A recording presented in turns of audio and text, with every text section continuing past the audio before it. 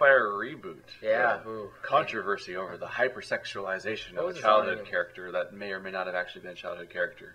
It wasn't. I mean, come on. You have to.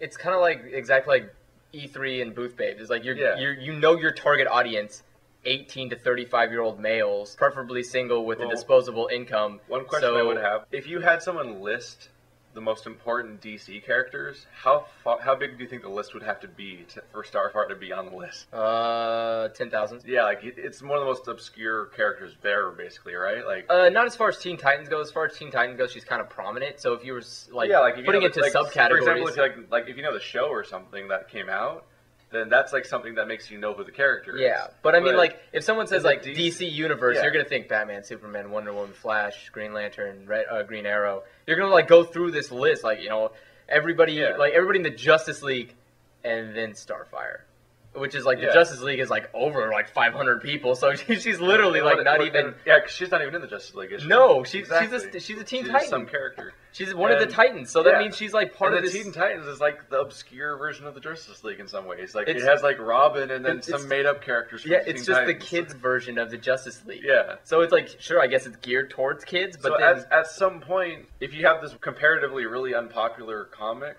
and then you have this wildly popular TV show that features these characters, if you're going to keep using those characters after that point, at some point you kind of have to match up with the audience perception of those characters, don't you?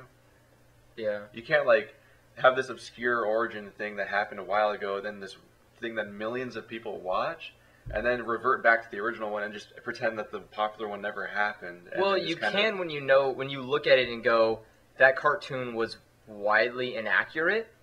Well, make it accurate. They couldn't. That's what DC does. But see, they like the cartoon the cartoon version screwed up in the very beginning, just because of the idea of like, who is Slade? Who is Slade? Who is Slade? And it's like, make that the story. But you DC can't. DC is all about rebooting every 5 years. I know, but the thing is, it's just like as they go along. But at the time that they did that, Slade was a prominent character in DC already. Yeah. Slade Wilson, who was a mercenary for hire, which everybody knows. Yeah.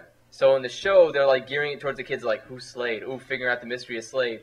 There isn't much mystery. You just go on Wikipedia and you type in Slade, and Slade Wilson will pop up. It was something that had already been resolved by it was like, this was super resolved. Like, everybody... But even then, you're talking about storylines. The big thing about DC, and this is what they sell, it's what they market, it's what their entire company is based around, is characters. Well, yeah, but it's just...